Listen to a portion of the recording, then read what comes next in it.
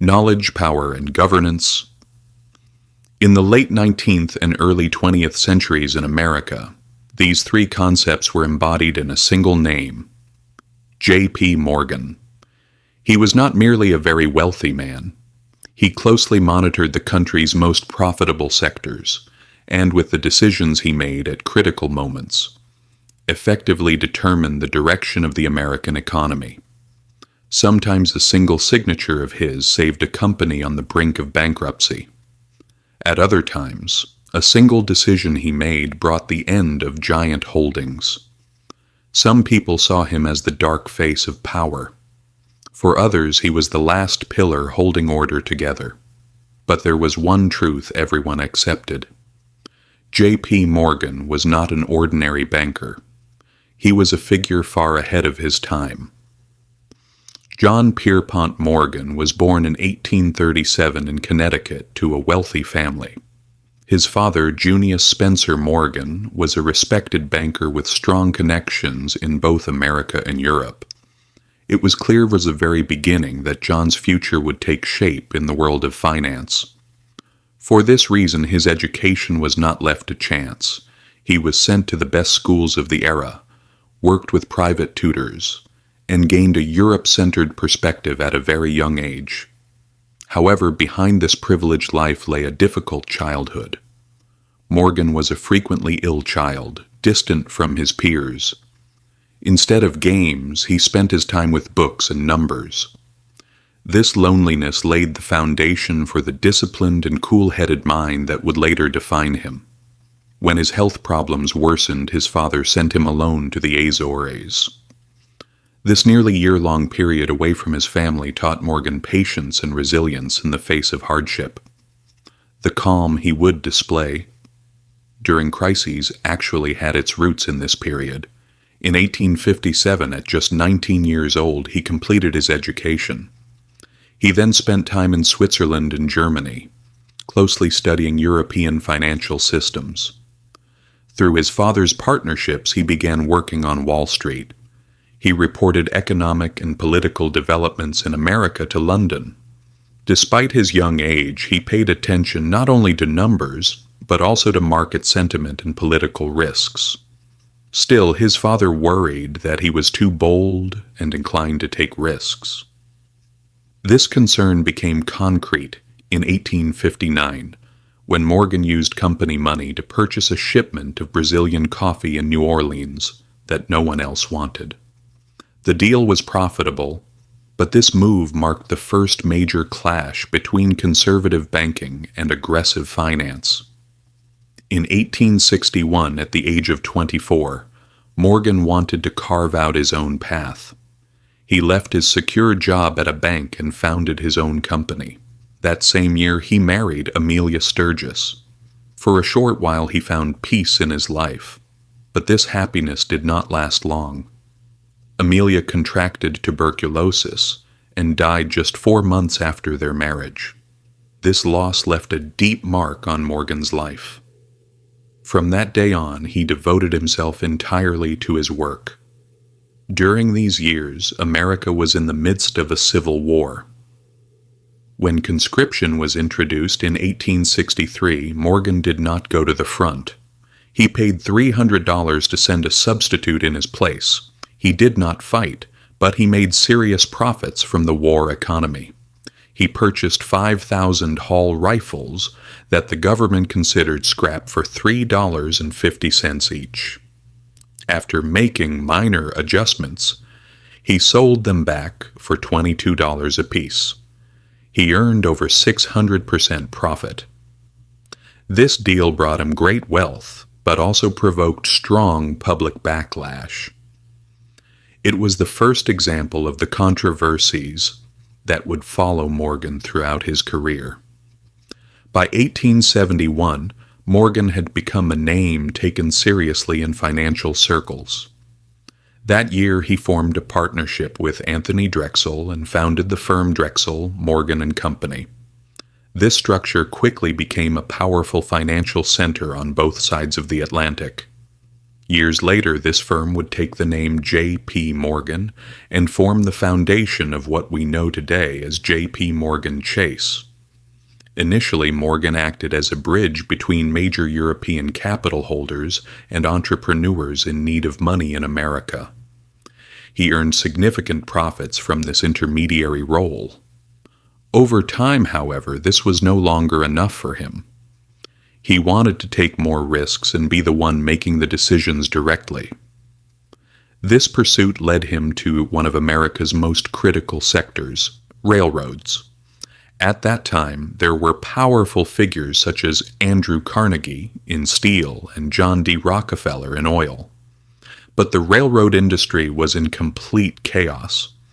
Multiple companies operated on the same lines, prices fell, and the sector was constantly in crisis. Morgan saw this not as a problem, but as a great opportunity. In his view, the solution was not to increase competition, but to merge companies. He bought distressed railroad companies, restructured their debts, and brought them under a single roof. He did not stop there. He wanted a say in their management as well. He appointed management teams and personally designed long-term plans. This systematic approach eventually became a concept. Morganization, the revival of debt-ridden companies through strict management and strong financing. The results appeared quickly. Companies began to make profits, and stability was established in the sector. European investors saw railroads under Morgan's control as safe. A large flow of capital entered America. At one point, nearly one-third of the country's railroads were under Morgan's direct or indirect control. Moreover, a large portion of the stock market consisted of railroad shares. This further increased Morgan's influence over the system. Morgan attracted attention not only with his economic power, but also with his appearance. His stern gaze, authoritarian demeanor, and facial features shaped by illness made his presence felt in every room he entered.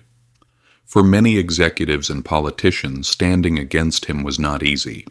In 1901, this power was seriously challenged for the first time. President Theodore Roosevelt sued the Morgan-backed Northern Securities Company on the grounds that it undermined competition.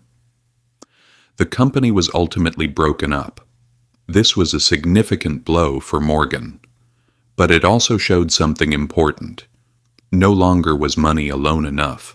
Politics was now setting limits. That same year, Morgan made an even bigger move. Andrew Carnegie, the leader of the steel industry, wanted to exit the stage. The only person who could buy his company was Morgan. Carnegie named his price, $480 million. Morgan accepted without bargaining. He then merged this company with other major producers to establish United States Steel.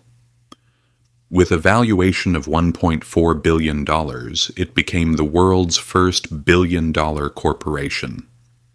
Morgan now held sway over steel and railroads, the two fundamental sectors of the age.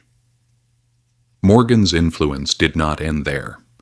He financed Thomas Edison's work on electricity and contributed to the birth of General Electric through corporate mergers. His signature was also present in the foundations of America's communications infrastructure. Morgan's method was always the same: bring fragmented structures together, establish order, and ensure stability. In 1893, America experienced a major economic crisis. Companies collapsed, banks closed, and unemployment rose. The country's gold reserves were rapidly depleted.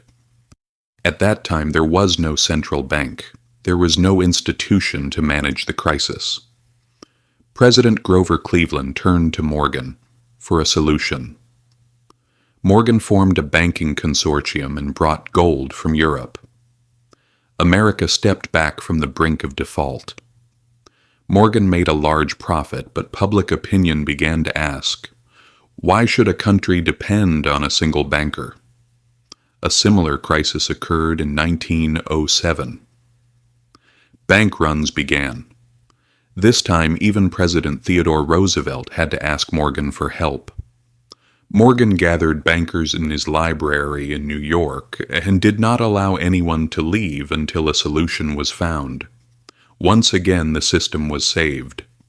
Morgan was 70 years old and seriously ill, but he had rescued the country from crisis one more time.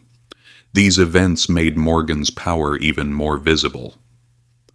Congressional investigations began. The money trust on Wall Street was examined. This process wore Morgan down both physically and mentally. He died in Rome in 1913. After his death, his company continued to grow. In 2000, it merged with Chase Bank to become J.P. Morgan Chase. Today, it is one of the largest banks in the world. J.P. Morgan remains a controversial figure. To some, he was a greedy monopolist. To others, one of the founders of modern America. But one thing is certain.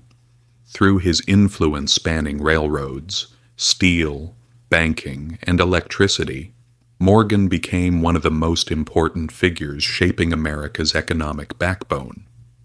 And the legacy he left behind continues to live at the very center of global finance. The world is shaped not by those who talk the most, but by those who plan better. Leave the show to others. Keep the real power to yourself. Old money, great wealth hidden within silence,